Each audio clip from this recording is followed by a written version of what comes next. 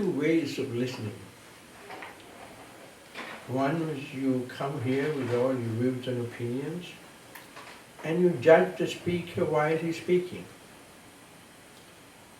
And most of the time you'll miss what he's speaking, because this judgmental way of listening is not good.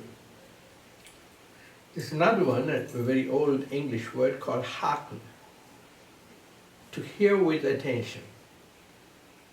That is, you concentrate on what the speaker is trying to communicate to you.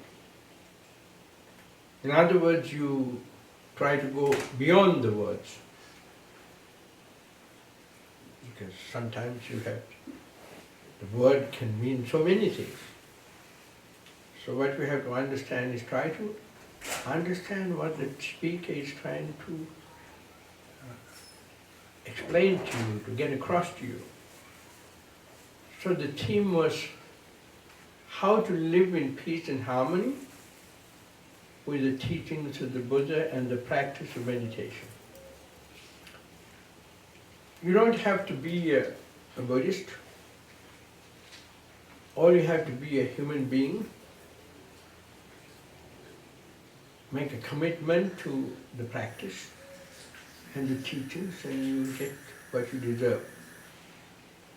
If you don't make a commitment and practice, even if you call yourself a Buddhist, you will not get anything. You get what you deserve. Open. So, it's not the name that is important. It's a practice that is important. Now, a particular teaching of my teachers, the emphasis is 80% practice, 20% theory. The faith you need, especially, it's like that of a scientist who comes across a theory, new theory, and he has enough faith in it to take it to the laboratory and test it for himself. So all you need is that same faith that the scientist has. If you think it might work, just try it out, come and see. So what you do, in this case, of course, the theory is the teachings and the practice, and the laboratory is the practice. Now, there's a problem here. You might come across a problem. Here the observer is the observed. And when the scientist goes to the laboratory, he's the observer and there's the experiment, which is outside of himself. But in this case, you are the observer and you are observing what is observed. How do you do this? You first learn the art of concentrating your mind. I mean, if you have done it before in a previous life, it will come, you will go into it very smoothly. Otherwise, it takes a little bit of time. It's practice makes perfect. So you keep on practicing until you acquire the skill to concentrate your mind. Make your mind one-pointed. Once the mind becomes one-pointed, you have the full potential of your mind, full potential of a human mind. It's very powerful. It can penetrate very deeply into any problem. Normally we are using about 2% of the power of our mind. The rest of the 98% is scattered, fragmented. Now you all know what a flashlight is. You take a flashlight, you remove the glass, and then you remove the concave reflective surface and you put the switch on in the darkness, what happens? The intensity of the light is scattered and fragmented around. You point it at anything in the darkness, it doesn't go, there's no beam. It's not powerful enough. Then when you put the concave reflective surface, and then you put the switch on, what happens? All that fragmented, scattered intensity of the light is brought together by this reflective surface and focused to point. And then you have a powerful beam that penetrates far into the darkness. And it's exactly what happens when you meditate. All your scattered, fragmented power of your mind is brought together. And when the mind becomes one-pointed to the object that you're observing, that means the mind observes the object and nothing else. Absolutely tuned in, honed in, focused into the object. Then all that power is beamed to that object. That's how we get that, all the power together, one-pointedness. So now we come to the plane of what we call awareness. Before we got there, we were in the plane of thinking. We had to think to sit down, we had to think to focus our mind's attention on the object, and we had to think to relax the breath, breathe in, relax in the breath, breathe in, breathe out, relax in the breath. And when the breath becomes relaxed, mind becomes relaxed, the body becomes relaxed, then slowly and slowly your mind becomes concentrated. And it observes completely into the breath. The rhythm of the breath, your mind becomes very fine, very subtle. In fact, you can't even feel the breath anymore at the nostrils. Then your mind is one-pointed. So what do we do now? We leave the object. The object that we are observing, to make the mind one-pointed, we leave it and we observe whatever that arises in the mind and the body. You know, this mind and body is all the time living, working, in movement. Although we call it the mind and body, it's really psycho-physical phenomena in movement. I mean, I can't call David psychophysical phenomena because it's too long. So we have this word David, Jane, Tim, Kondanna. This is only for a common designation. That is, that can be used only for reflection and communication. Other than that, this name, the word I, me, mine, is not necessary. It's actually useless.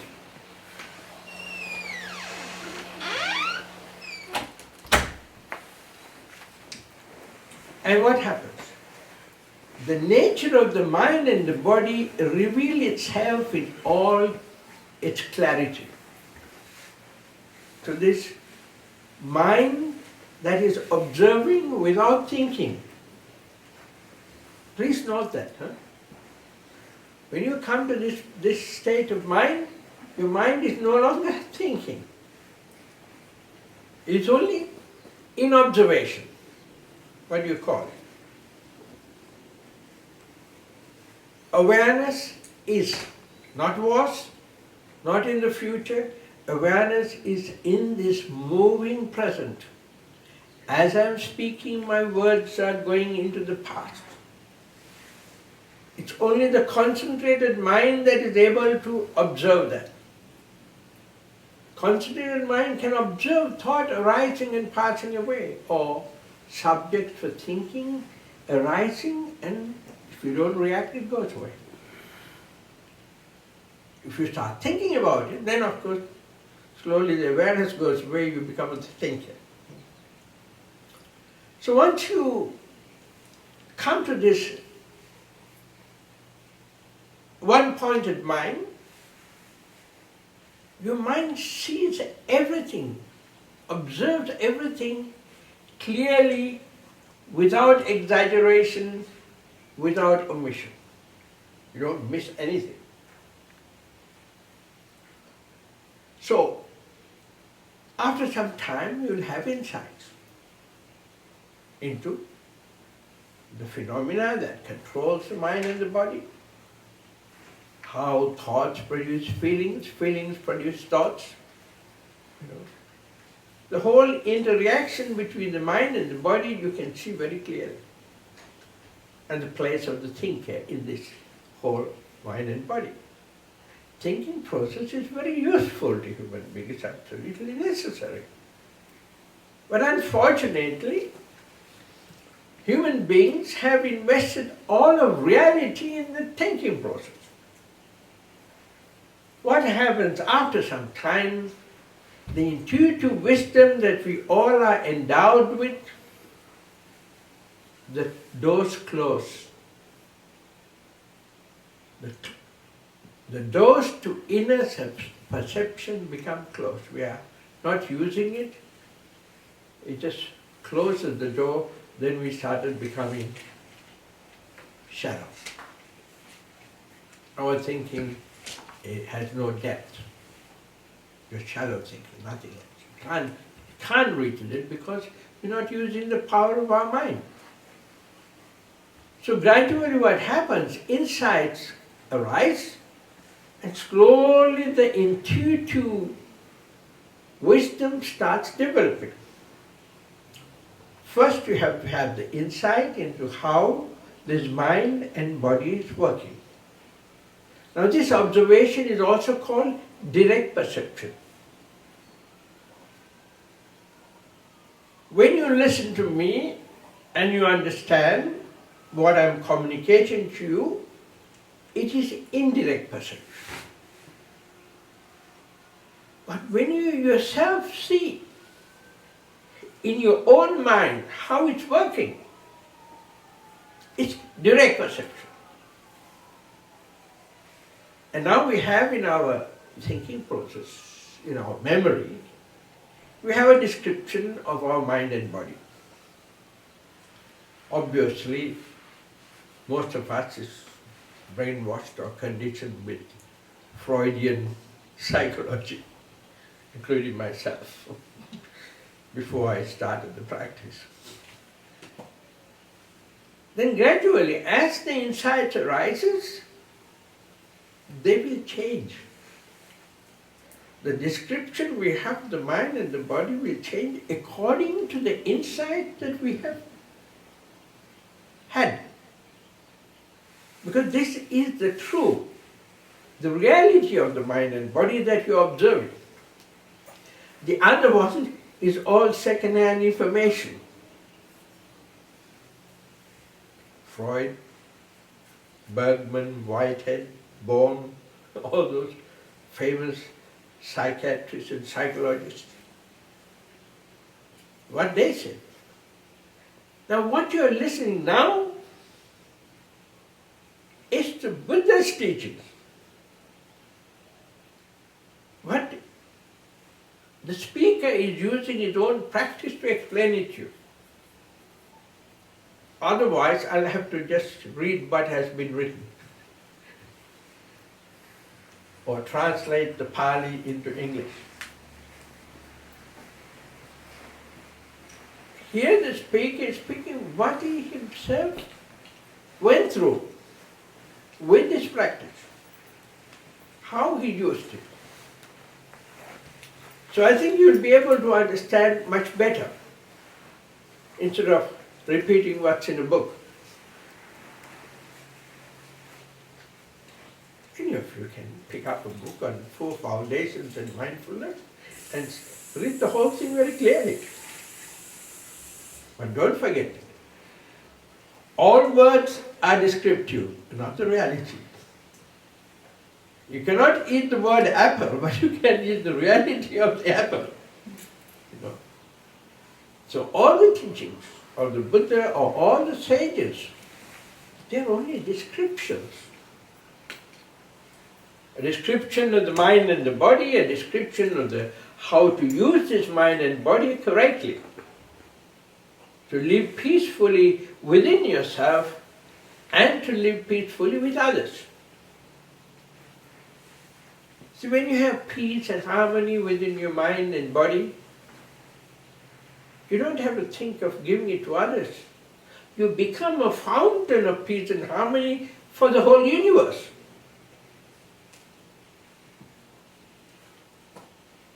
Everybody will feel comfortable around you.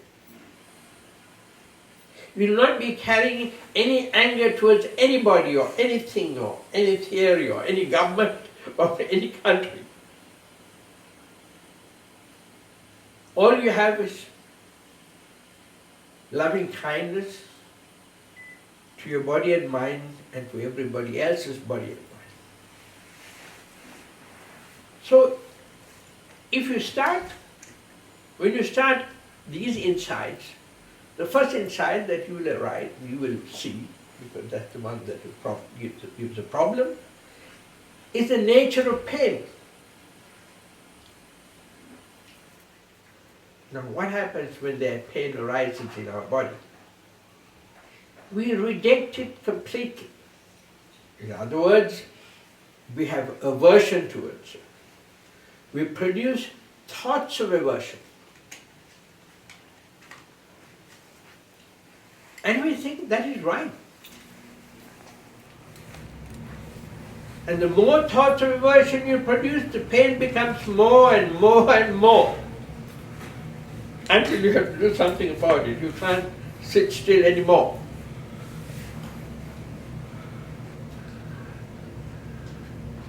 These thoughts of aversion, if we stop it, if we let go of the aversion, the pain is there but no suffering. Pain is there but no suffering. It's not easy to understand. You have to do this in order to understand. It takes a bit of courage to go against the... You see, our reactive nature of our mind is so strong, this habit is so strong, as soon as pain comes up, immediately rejection takes place. As if we are not doing it, as if it's automatic. But really, you are rejecting the pain in your mind. You have anger, hatred, aversion to the pain. You want to get rid of it or escape from it. Got it? So then what we do? When pain arises, of course, you don't believe the teacher at first. So when you finally find it, there's no other way, you stop producing thoughts of aversion to the pain. And then you suddenly realize, eureka, the pain is bearable, it's not so bad anymore, no more suffering. This will be the first insight to most people. But of course then, first time you transcend the pain, you're very happy now. After this, I don't have to worry about it. I can just sit and concentrate. Man, no, it's not that easy. When you sit again and the pain comes, your habit will be the first. Get rid of the pain. I don't want the pain. I want to escape from the pain so that I can meditate better. Wrong. Pain is very important even to the meditator, even for meditation. If you don't have pain, then you have a problem. You won't learn how to deal with the pain, learn how to deal with the pain. There is a way you can deal with it. If you get your concentration as quickly as possible, then pain is bypassed. Concentration takes place, pain is bypassed. It's good for the moment. You feel good, you have peaceful, you can meditate. But problem is, in normal life, we don't know how to deal with pain. Now in Vipassana, the difference is you learn how to deal with pain. It's confrontation without aversion and transcending the suffering, not the pain, the suffering. Now from today onwards, whenever there's suffering in your mind, observe the mind. Just stop and observe what's going on in the mind. You are complaining about something. You are complaining about something. You are not able to accept the way things are in this moving present. You want it to be different, but it cannot become different by itself. So the more aversion you have, the pain starts building up. We don't realize it is we who exaggerate the pain. It's not the pain increasing. Our mind is exaggerating the pain. And then of course we have to move. Those who meditate knows. So you are sitting for half an hour or 15 minutes and you change. You say, oh, I'll be better when I change. You're not having pain. So you change. You move this to that way.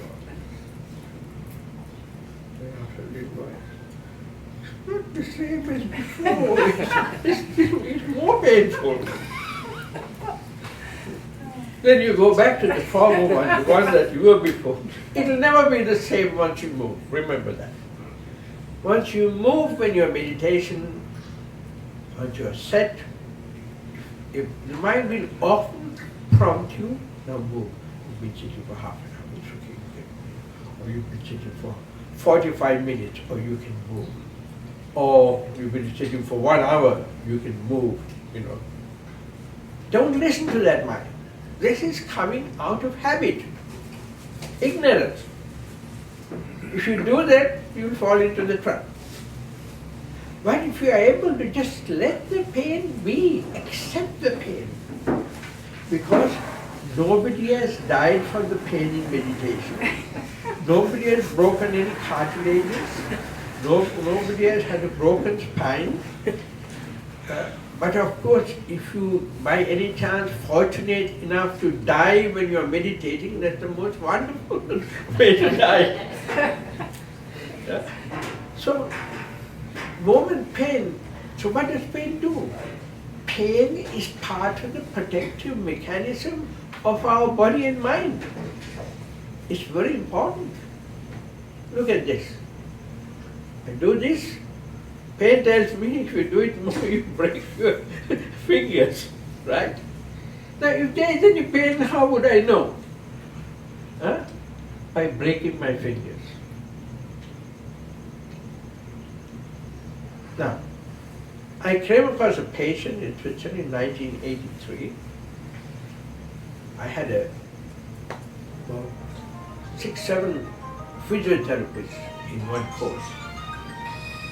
When they went back, they found their touch, their patients were getting better very quickly. So they spoke about this to the chief surgeon, and the chief surgeon sent me a message. They have a very difficult patient, a young doctor, who's broken his spine just below the neck side, falling. Whether I can help.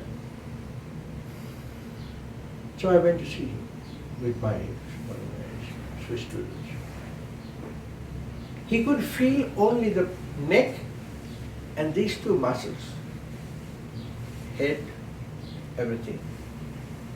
The rest of the body is sound.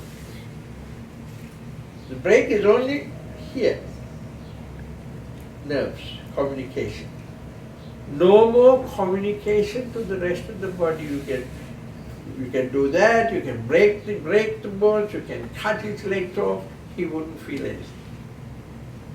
So the physiotherapist has to do the work every day to exercise. Now if pain is in the body, he would feel the pain, right? So the pain is not in the body. Pain is in the mind. It is, I'm just giving you an analogy.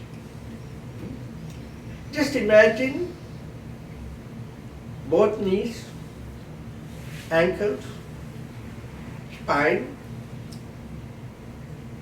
There is a little man with a telephone in all these places.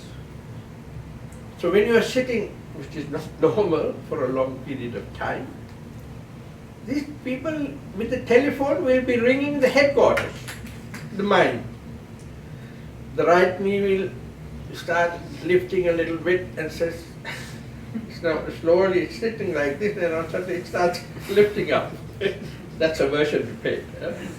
And slowly ringing the headquarters, look, there's pain here.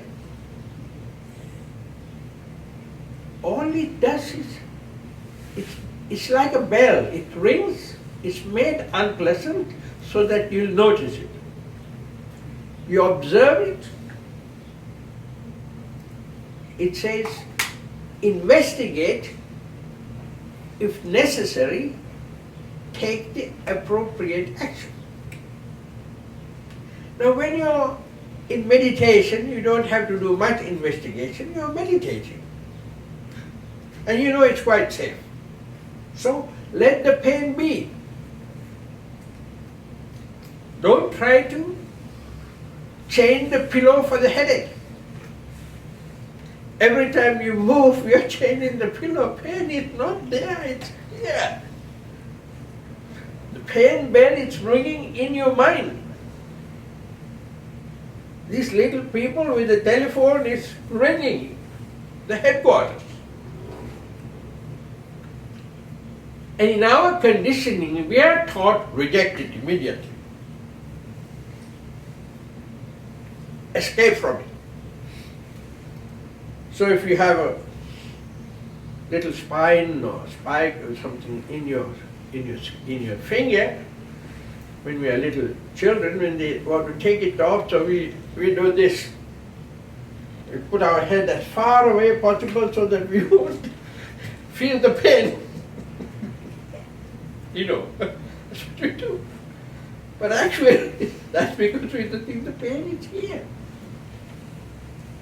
It's not there. The pain bell is ringing only in the mind. Now, take for instance, when you're watching your favorite, you have a headache. Headache. Then you start watching your favorite television program. What happens after some time? Headache is forgotten.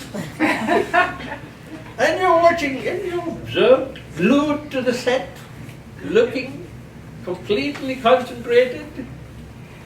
And when it comes to the end, or the advertisement begins, oh my head, oh my head, oh it's there. Now what happened in this place? Moment you got concentrated on something else, you stopped producing thoughts of aversion to pain. That's what happened. So when you stop thoughts of aversion, pain is not bothering you anymore because you accepted it. Okay, there's pain, let it be there, but there's no danger, nothing is going to break. Nobody's going to die.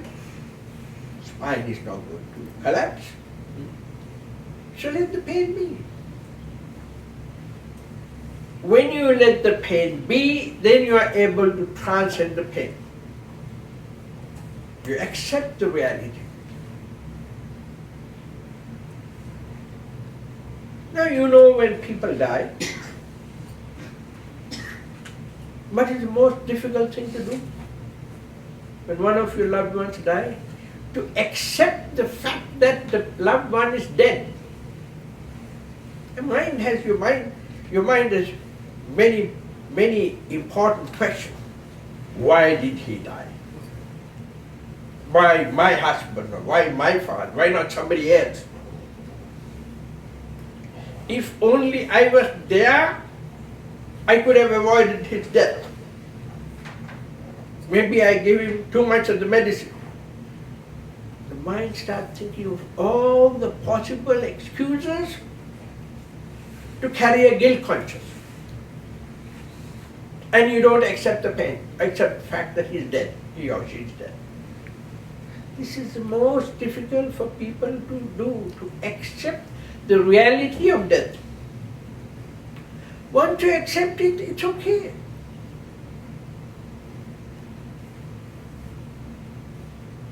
So what do you do afterwards? Lamentation is a product of ignorance. Oh, I wish you were there, I cannot do anything anymore, you know how people go on. I am lost, how can I live? You should do everything for me, now I can't do it, I have to do it myself, all those sayings, you can write a book on the things people say, not to accept the reality of death. So you say, it's dead. My loved one is dead. I love you even in death. And I let you go in samsara. And life has to go on. Bye-bye. That's all what you do. Remember this. If somebody dies. Or if somebody leaves you, same thing.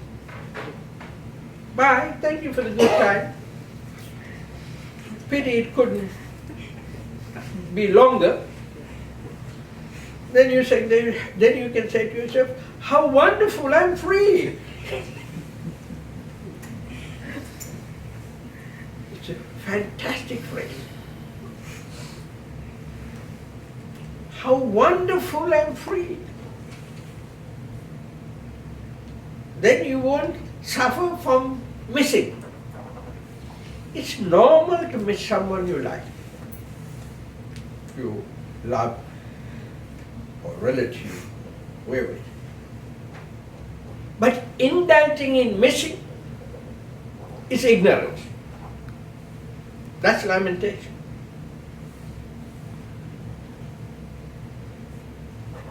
So, make it short. The loved one comes up in your mind, from memory. Yes, I miss you. I love you. We had a good time. We'll let you go. Bye. Life has to go on.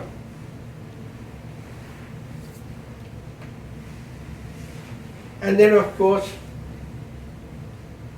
if it is somebody who left you, then you can say, how wonderful, I'm free. Don't forget that. Keep this in your mind.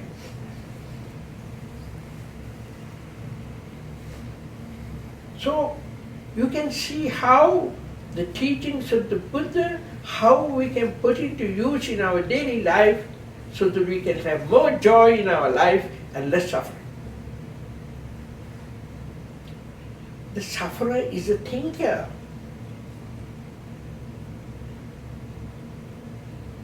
It is our thought process that makes all the suffering.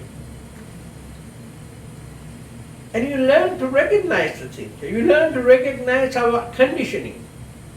You let go of the wrong conditioning of reacting to pain with aversion, with anger, with hatred. You learn to accept the pain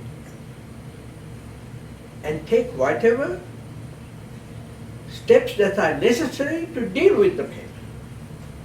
Okay, you get up one morning, you have pain. Don't say, Bhante said, let the pain be. Investigate. Touch it. If you have the pain, you can look at it. feel it. Then if you think you should go to a doctor, go to the doctor. Or with just a little lump, apply some ointment and then let the pain be. You've done what the pain bell has asked you to do. Investigated and then allow the pain to be and put some ointment. So next day, you don't think about the pain anymore. Next day you look, is it there? Oh, it's less. Oh, then I don't have to go to the doctor. If it's more, maybe you should go to the doctor. Maybe you should have surgery. Do whatever. If surgery is being done, let the pain be after the surgery, because pain is that which will tell you when the wound is completely healed. If it is not healed, the pain will tell you it's not healed. So pain is necessary. So this is how we learn to deal with pain. Accept the pain. And if necessary, make the appropriate or the right action to the pain. And once you have done the right action, let the pain be again. Don't start thinking, oh, it's painful, it's painful. This is all unnecessary suffering. I mean, I can tell you, I should be quite a sissy when it came to pain. I didn't take part in certain sports because it was painful. I didn't like pain at all. But now, I observe my dentist drilling into the sensitive area of my tooth without any injections. No suffering. I just observe and let the pain be. There is no pain that I cannot transcend. 3 years ago I broke my ankle.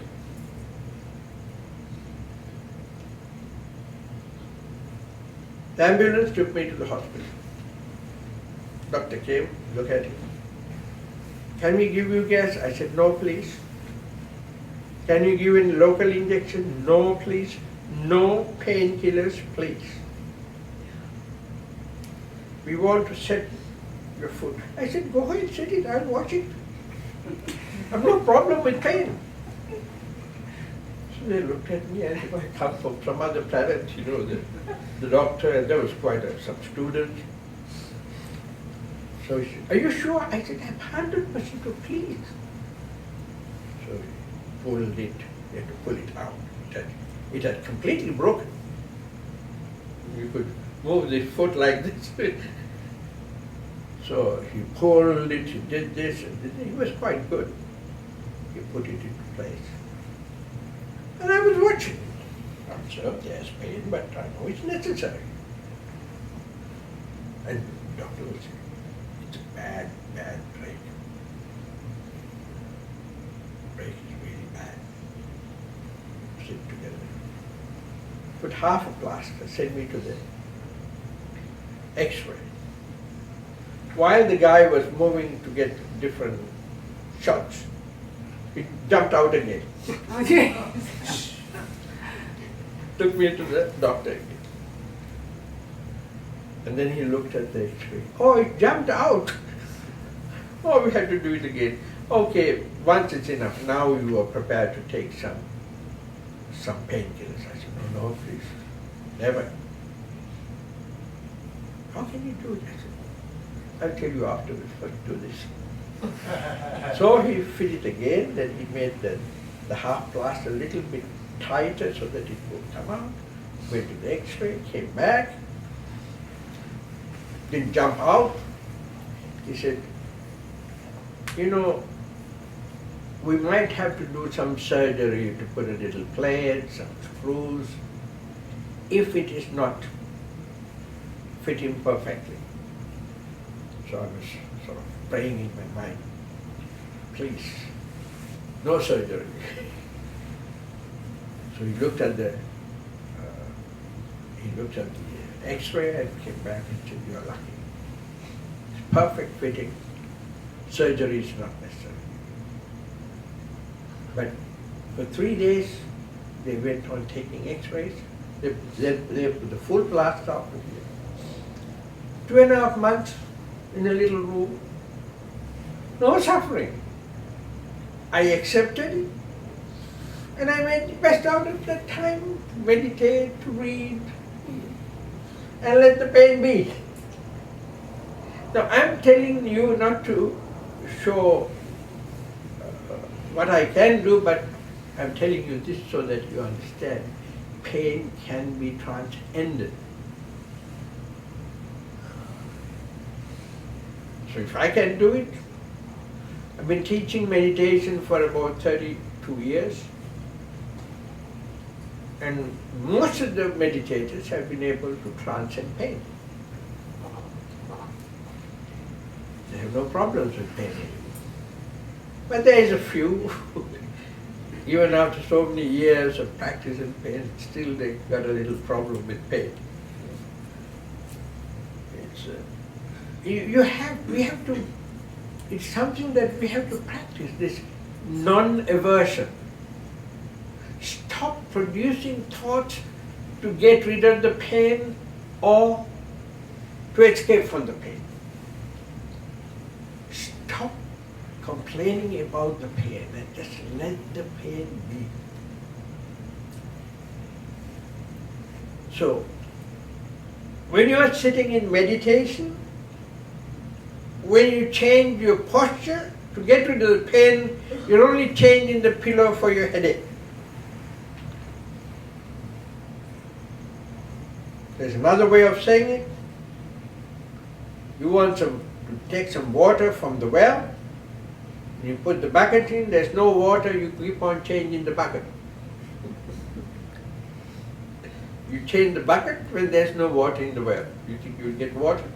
No. It's the same thing. So this very thing, pain is, when we are young, we don't have too much pain, but as you get older, you have to learn to deal with pain.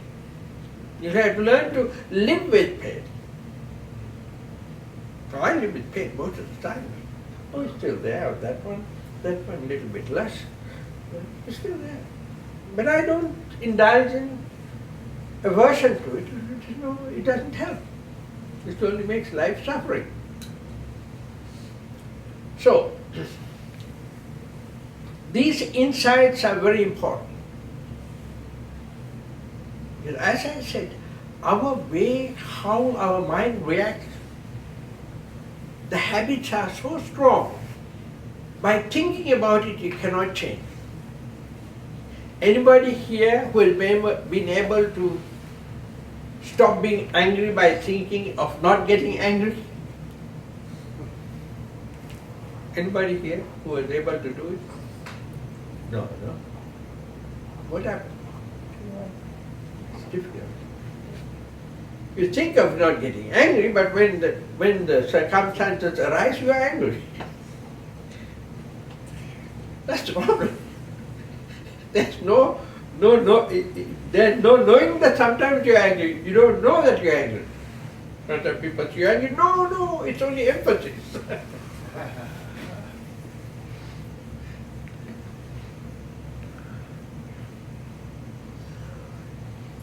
So like that, there are many areas in our life. We change the pillow when we need some medicine for our headache. Now there's another interesting one. Between couples after some time, aversion arises. Next day a little bit more aversion, and you keep on accumulating aversion. Until after 1 week or 1 year or 5 years or 10 years, you decide, okay, I've had it up, finish, separate, divorce. Why? Because this woman or man is making me angry. So I think when I get rid of the object of anger, I will be happy. So I get rid of one and then get another one. After some time, this one is also making me angry. You get rid of that and get another one. You go on doing that till you die, you'll never find someone who will not make you angry, because you're the one that's getting angry, not the other person. You're using other person as an excuse to be angry. So when you're making yourself angry, you're making yourself suffering. If you can become aware what that does to you in that moment of anger, the suffering that you won't find any reason to do that again in your life.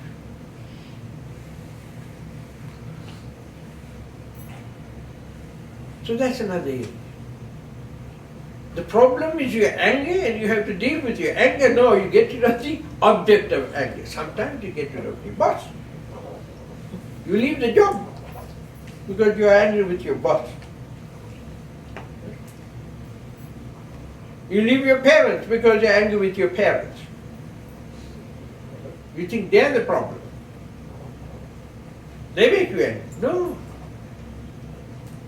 You decided to use them as an excuse for being angry.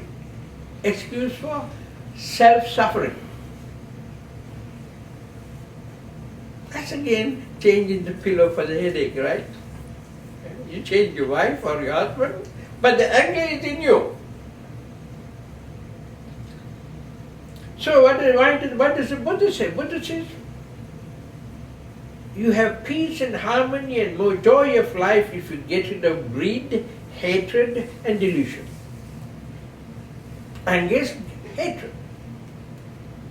If you can't get what you desire or what you greed, then anger arises, right? Or if you have something but you desire and somebody takes it away from you, again anger arises. So anger is pretty much, I think about over 50% of our suffering. And if we can get rid of it. You know, before being angry, find out even a silly excuse, if it's another person, to forgive. Then you won't get angry. Okay, David. Somebody you know comes in here, stops the proceedings and starts being abusive towards you. In the beginning you will accept it, and then if it goes on and on and on and on, and you start your temperature rising, getting red in your face, you know, slowly getting angry. As you are getting angry, Venerable Somana comes to you, slowly whispers in your ear. Don't take any notice of it. He only came out of the mental hospital yesterday. What will happen to anger? Suddenly he'll be gone. Because compassion arose. This poor man doesn't know what he's saying. That all that thing that was developed suddenly dies. The anger that was developing dies because of the compassion that we immediately have. This poor patient who come out of a mental hospital. In England they call it the nut house.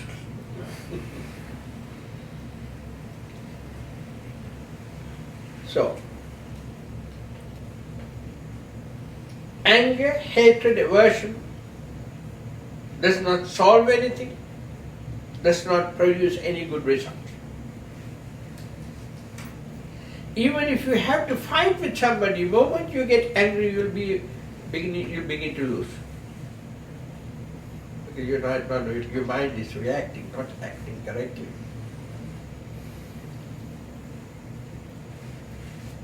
So this is, you learn to deal with this strong habit of aversion in our mind by this practice. Now, I used to be really bad with temper. Very quick, very extreme. And now, as soon as I'm getting annoyed, I see, You know, like, you ever seen that man, Rain Man? You remember that when he says, when the brother is about to does something which he will get angry, he will say, and he doesn't get angry. That's what you can learn from that. Just say, and as soon as you realize you are getting angry, it will stop. You don't have to say, I have to stop being angry. Just becoming aware of the process of anger stops the anger. This is the beauty of awareness. When there is awareness, you don't have to think of doing the right thing. You know what to do. You know what to say when there is awareness. The moment the thinker comes and spoils, takes the awareness, the wisdom away. So, awareness is something that we build through the practice of meditation. So normal concentration practices, which have been used in India for a long time, they are just concentration. Not vipassana. Vipassana is what the Buddha taught. Confrontation without aversion and then transcending. You see, if you quickly get your concentration and bypass the pain, bypass all the hindrances, you won't learn how to deal with it. See, there is a particular set of words that's used to explain vipassana.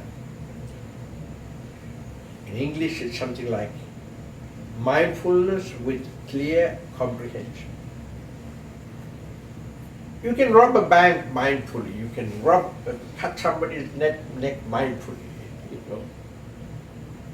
But if there's clear comprehension, you wouldn't do anything wrong.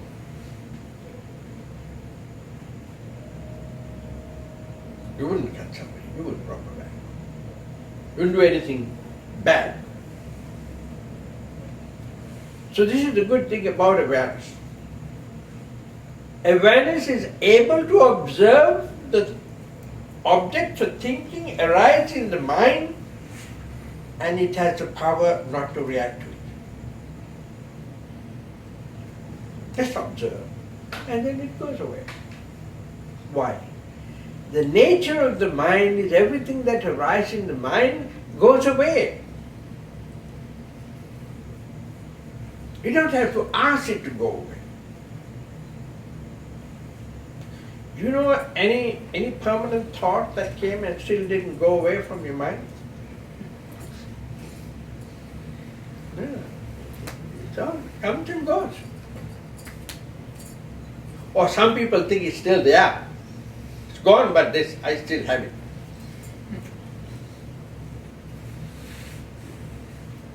So this is how to deal with pain. Like that, there are many areas where we change the pillow for the headache. We start stopping that and getting the medicine for the headache. Buddhist teachings. It's the best medicine in the world. It's the best psychologist in the world, the best psychiatrist in the world. You use his teachings and will definitely help you to have more joy in life and less suffering. So I think I could go on for this topic for a week and you probably will still stay there. But as you know, I don't want you to have what we call indigestion, getting too much of the Dhamma. So I think I offer this today. Think about it. Observe your mind. See what you can do about it.